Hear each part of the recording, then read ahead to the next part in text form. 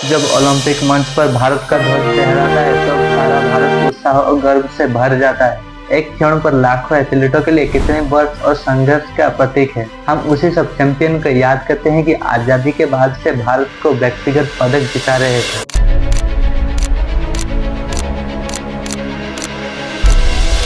जैसे कि बीजिंग 2008 में अभिनव बिंद्रा के स्वर्ण पदक या तो एथेंस 2004 में राज्यवर्धन सिंह राठौर का रजत पदक। ये दोनों नाम हमको सिखाती है कि अंतर्राष्ट्रीय मंच पर सफलता संभव है, मगर ये राष्ट्रीय उत्साह कुछ पल के लिए होता है और उसके बाद हमारा कहानी शुरुआत होता है। ये गर्व साल के क्षण और उसके बाद आने वाले भयावह खामोशी का बीच का एक अंतर है। यह जो वीडियो इसी विरोधाभास को जांच करती है, क्यों एक राष्ट्र अपनी सितारों को कुछ पल के लिए दिखाने के बाद उनको भूल जाती है, जबकि फिल्म सितारे, सोशल मीडिया इन्फ्लुएंसर और नेपो किड्स की बात किया जाए तो ज्यादातर लोग नहीं जानते, उसके बाद भी उसी अस्थायी प्रसिद्धि पर करोड़ों रुपया लगाया जाता है। हमारा देश में ओलंपिक पदक जीतने के बाद उन्हीं एथलीटों का सम्मान के लिए कुछ दिनों के लिए हम उन्हीं के लिए जश्न मनाते हैं। जैसे कैमरा उनके ऊपर उठती है तो एथलीटों के लिए सम्मान और समर्थक दोनों एक भूली हुई कहानी बन जाती है। एक सहहक नहीं है, ये एक प्रणालीगत विफलता है जो स्पष्ट रूप से यादगार मेरिट से अधिक दिखावटीपन को फेम से ज्यादा प्राथमिकता देती है। एक तरफ भारत के बड़े सेलिब्रिटी, खासकर क्रिकेटर आइकॉन और बॉलीवुड सितारों को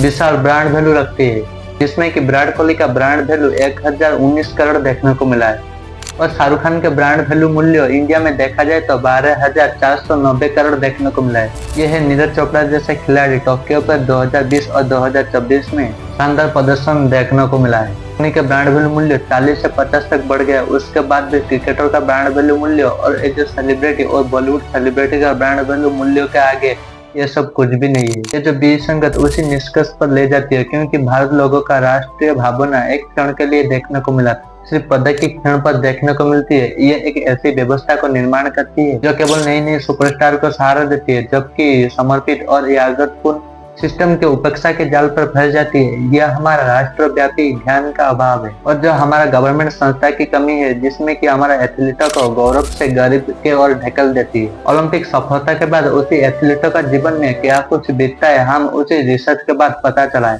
क्योंकि जीतने के बाद उसी व्यक्ति को सम्मान और सुरक्षा नहीं मिलता है। ये दर्शाती है कि भारत का एथलीट पूरी मेहनत के बाद देश का नाम रोशन करती है, इतनी आसान से नौकरशाही और व्यक्ति का अभाव के सामने फीका पड़ जाती है। पदक विजेता जो गलियों में संघर्ष करते हैं, मध्य प्रदेश के दीपा जिले के सीता साहू, जो उनके कहानी उसी विडंबना का एक जिकता जागता उदाहरण है। 2011 में सीता साहू एथेंस के स्पेशल ओलंपिक 2 बार कांस्य पदक जीता है। 200 मीटर रिले रेस और 1600 मीटर रेस के बाद अंतर्राष्ट्रीय स्तर पर देश का प्रतिनिधित्व करने वाले उसी युवा एथलीटों का अपने 6 सदस्य वाले परिवार का पेट पालने के लिए व्यक्तिगत संकट का सामना करना पड़ता है। मजबूरी में उनको गोलगप्पे और पापड़ी चाट बिकने को पड़ा। ये दिखाता है कि अंतर्राष्ट्रीय स्तर पर मिला गौरव भारत में बुनियादी व्यक्ति सुरक्षा का सरकार के सहायता अनुपालित भी विफलता देखने को मिलता है। इसी तरह झारखंड के खूंटी जिले में रहने वाले निधि मुंडी, उसी के बावजूद उन्होंने व्यक्तिगत समस्या के कारण 5 साल पहले उन्होंने हॉकी टीम को छोड़ दी। आज निधि मुंडी प्राइवेट एनजीओ एक स्कूल पर पढ़ाती है। उन्हीं को मंथली 5,000 के करीब मिलती है। ये राशि उन्हीं का 14 लोग वाले परिवार को खिलाने का संभव नहीं है, इसलिए उन्हीं को खेती का सहारा लेना पड़ा। निधि मुंडी की कहानी ये प्रमाण करती है ये समस्या केवल ओलंपिक पदक विजेता के लिए सीमित नहीं था, ये एक उच्च स्तरीय राष्ट्र एथलीट के लिए एक टिकाऊ कैरियर के लिए एक मांग प्रदर्शन था। भारत एक संपूर्ण खेल परिस्थिति को एक विफलता को दर्शाती है। सरकारी नौकरी भारत एथलीट के लिए एक इनाम के रूप से पेश आती है। हकीकत में ये एक कम वेतन वाले उन्नति के रही स्थिति को दर्शाती है। राइफल में 3 पोजीशन फाइनल में पहुंच गए। इतिहास रचने वाले निशानेबाज सपन कुशल को उदाहरण से उसी नौकरशाही उपेक्षा को दर्शाती है। कुशल ने महान क्रिकेटर MS धोनी के साथ अपनी तुलना किया था। ये भी कभी रेलवे टिकट कलेक्ट करने का काम करते थे। कुशल 2015 में सेंट्रल रेलवे पर काम करते थे। इस तौर पर 2012 से प्रतिस्पर्धा करने के बावजूद रेलवे में उन्हीं को पदोन्नति करने के लिए 9 साल इंतजार करना पड़ा। ये पदोन्नति केवल ओलंपिक पदक जीतने के बाद ही सुनिश्चित है। ये दर्शाती है कि सरकार नियुक्ति जैसे रेलवे वाहिनी को एथलीटों को भरने के लिए इस्तेमाल करते हैं। उन्हीं का अंतर्राष्ट्रीय पदोन्नति तब तक मान्यता नहीं मिलता है जब तक अंतर्राष्ट्रीय मीडिया उन्हीं का मजबूर ना करे। सरकार नौकरी योग्य सम्मान की बजाय छुपने का एक जरिया बना जाता है, जो खेल आकृष्टि के लिए गहरी अनादर प्रदर्शन कर देता है। ये निरंतर उपेक्षा चाहिए केंद्र सरकार की, क्योंकि यहाँ वहाँ राज्य सरकार की कैरियर बॉन्ड योजना को लेकर और पेंशन योजना की कमी के कारण लोगों को स्पष्ट रूप से इंगित करती है। और उसी सब को मैं एक टेबल के जरिए आपको दिखाऊंगा।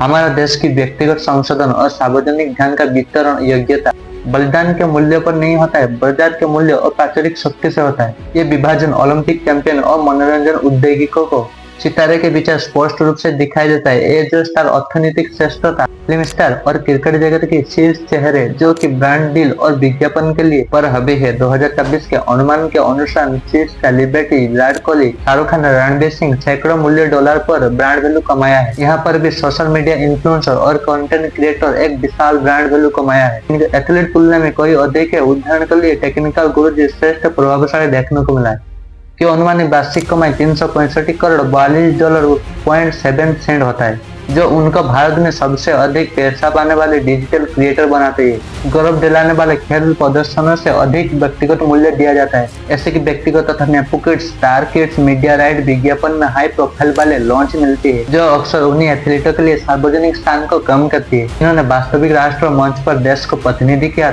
ओलंपिक अपवाद और उन्हीं के सीमा टोक्यो और भारत को सर्वश्रेष्ठ प्रदर्शन की बात किया जाए तो कुछ ओलंपिक प्रदर्शनकारी की मांग बढ़ी है, जैसे कि नीरज चोपड़ा जैसे उदाहरण। ब्रांड मूल्य 40 से 50 तक वृद्धि पाया है। प्रति ब्रांड का मूल्य 4 करोड़ से वार्षिक आय देखने को मिला है। यानी तक समर्थन क्या है? निशानेबाज मनु भाकर की फीस 6 से 7 गुण वृद्धि पाया है। हालांकि ये वृद्धि एक महत्वपूर्ण सच्चाई को छुपाता है। यहाँ के नीरज चोपड़ा रियो एंडेस्टिमेटिक पोर्टफोलियो के कुल कमाई सेलिब्रिटी के ब्रांड मूल्य का आगे एक छोटा सा अंश है। कंपनी सेलिब्रिटी को चुनती है क्योंकि साधारण लोग सेलिब्रिटी को आइडल मानते हैं और उसी सेलिब्रिटी एडवर्टाइज में जो बताएंगे उसी के फ्रेंड भी उसी चीज को खरीदने लगेंगे। साथ में ग्रेड इक्विटी को त्याग करते हैं, लेकिन फेम इक्विटी को ज्यादातर प्रसारित करते हैं। ये राष्ट्र वाणिज्य तब सुनती है जबकि ये अधिकतम वाणिज्य का लाभ उठाता है। और इसी प्रकार दीर्घकाल तक एथलीट का विकास सेवानुवृत्ति पर तीव्र समर्थन के लिए प्रतिबद्धता को कमी दिखाया जाता है, जो मानसिक खेल पत्रकारिता तक फैलती है, जहां क्रिकेट के बाद अन्य खेल के प्लेयर को संशोधन और कवरेज के लिए करना पड़ता है। ये आवश्यक है कि हम ऐसी बात को समझे। चोपड़ा जैसे खिलाड़ी को ये आकर्षण के तरह प्रस्तुत किया जाना चाहिए। ये एक चमक दमक वाली कहानी हो। सरकार और कॉर्पोरेट जगत ये तक देने की अनुमति देती है कि सिस्टम काम करती है। अधिकांश एथलीट सामने आने वाले प्रणालीगत समर्थन को नजरअंदाज करते हैं कि इसी तरह व्यक्तिगत सफलता की कहानी व्यापक प्रणालीगत विफलता को ध्यान केंद्रित हटाती है। मैं आपको श्रेष्ठ खिलाड़ी के नाम और उन्हीं का ब्रांड वैल्यू बताऊंगा। शीर्ष क्रिकेटर विराट कोहली 231 मिलियन भारत में श्रेष्ठ खिलाड़ी के रूप से जाने जाते हैं। शीर्ष सेलिब्रिटी शाहरुख खान, जो आज का डेट में उन्हीं का ब्रांड वैल्यू 12,000 करोड़ देखा गया है। उच्चतम content creator, social media influencer, technical Guruji 4.2 million, जो कि 365 करोड़ आज के डेट में उनका ब्रांड वैल्यू देखने को मिला है। उच्चतम ओलंपिक भाला फेंक नीरज चोपड़ा, जो कि आज का डेट में उन्हीं का वार्षिक आय देखने को मिला है 4 करोड़ रुपया। एडस्टिक शुल्क सेलिब्रिटी ब्रांड मूल्य का एक छोटा सा अंश देखने को मिला है। कंपनी अक्सर सेलिब्रिटी को क्यों चुनते हैं कि एडवर्टाइज के बाद सेलिब्रिटी के जितने भी फैन फॉलोइंग और जितने भी उन्हीं का लोगो सब ने उसी सामान को खरीदने लगते हैं। ये कम जोखिम और मीडिया प्लेटफॉर्म गारंटी पहुंच प्रदान करती है, जो कॉर्पोरेट इंडिया ग्रेड इक्विटी त्याग मूल्य पर फेम को तुरंत प्राथमिकता देती है। ये राष्ट्रीय गौरव तभी सुनते हैं कि जब ये वाणिज्य ज्यादातर लाभ प्रदान करते हैं। इसी प्रकार दीर्घकालीन एथलीट विकास और सेवानुवृत्ति के लिए ये मानसिक खेल पत्रकारिता तक फैल जाती है। क्रिकेट के बाहर अन्य खेल कवरेज के लिए संशोधन नहीं करते हैं।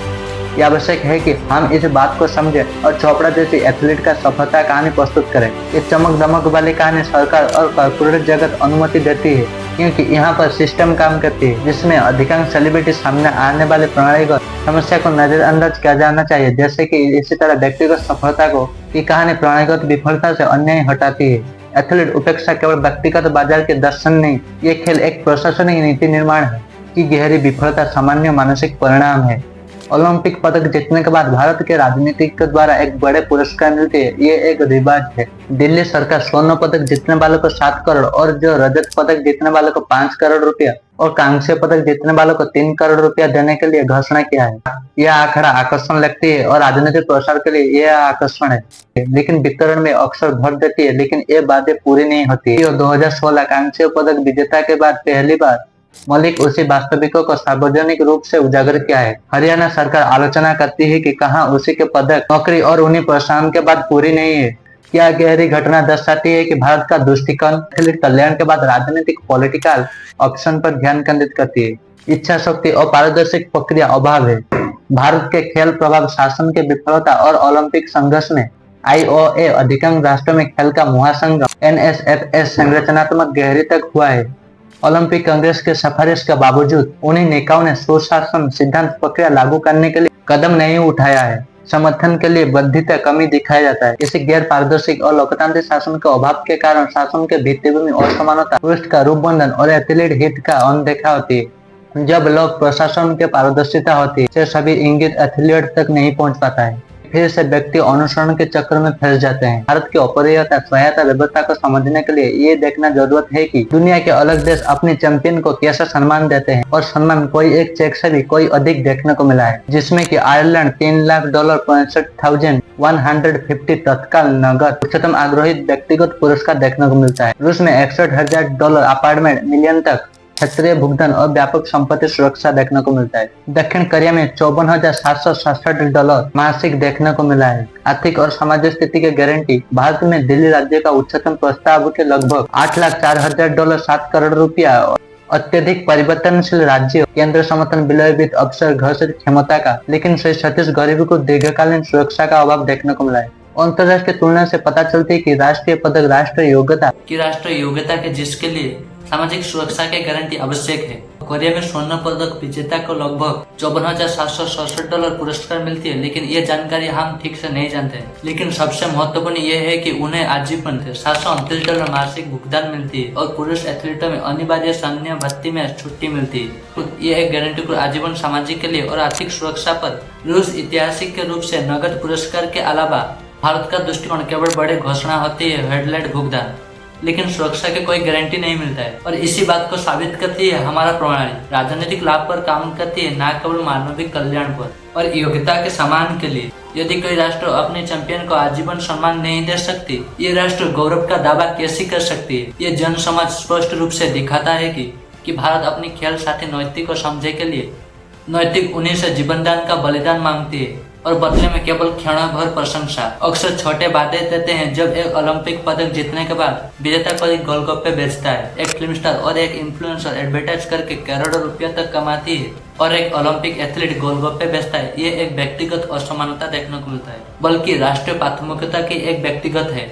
ये एक क्षणस्थायी गलती नहीं है, ये एक प्रणालीगत गलती देखने को मिलता है। हमें अपनी ओलंपिक खिलाड़ी सुरक्षा के लिए तत्काल और संरचनात्मक सुधार आवश्यकता है, ताकि ये सुनिश्चित हो जाएगा कि देश की नाम रोशन करने वाले एथलीट अपने बुढ़ापे पर ये सब पीड़ना नहीं सहना पड़े। गरिष्ठ खुद आजीवन वजीफा और लाइफस्टाइल स्पेंड और केंद्र सरकार तत्काल गहर पर राष्ट्रीय पेंशन योजना करनी चाहिए, जो ओलंपिक और पैरा पदक ओलंपिक विजेताओं को और राष्ट्रीय स्तर पर लंबे समय तक करने वाले एथलीटों के लिए आजीवन मानसिक आय के लिए एक गारंटी है, जो दक्षिण कोरिया ऐसी मेडल पर आधारित है, या जो पोस्ट कैरियर संक्रमण सरकार और PSUS विजेता के लिए उच्च स्तरीय पारदर्शी रोजगार प्रणाली स्थापित करना चाहिए। कम वेतन वाली टिकट या तो कलेक्टर की नौकरी नहीं, बल्कि खेल के प्रबंधन, कोचिंग या तो प्रशासनिक भूमिका होनी चाहिए, जिनमें समय की पदोन्नति सुनिश्चित है। जनादेश बड़े भारतीय निगम पर एक CSR आवश्यक लागू की जाना चाहिए, जो अपने विज्ञापन पर और प्रयोजन के लिए एक अनिवार्य हिस्सा है, और क्रिकेट राष्ट्रीय एथलीट और महासंगम समर्थन के लिए समर्पित करने के लिए मजबूर करना चाहिए। तत्काल ओलंपिक चार्ट के द्वारा खेल सिद्धांतों और पारदर्शिता लागू करना चाहिए। यह सुनिश्चित किया जाना चाहिए कि एथलीट कल्याण की सुरक्षा के लिए आर्थिक धन का उपयोग प्रभावी ढंग से होता है। हमारा देश तब तक विकसित हो सकती है जब तक कि हमारा बलिदान और राष्ट्रीय योग्यता दे सकती है। ये समय है कि हम समय के पीछे भारत का सच्चा प्रतिनिधित्व कौन करता है। ये सेलिब्रिटी जिसका मूल्य पर बाजार पर निर्भर करता है, ये चैंपियन जिसने अपने जीवन में देश का झंडा उठाने के लिए समर्पित कर दिया था। ये जो मीडिया और कॉर्पोरेट है, मैं सरकार को निवेदन करना चाहता हूँ कि ये बर्दाश्त केवल एक ओलंपिक चक्र तक सीमित ना रखे। हमारा एथलीट का जीवन सुरक्षा करने के लिए हमारी जिम्मेदारी है। आपको यदि इस वीडियो को अच्छा लगा है तो सब्सक्राइब और लाइक जरूर कर देना।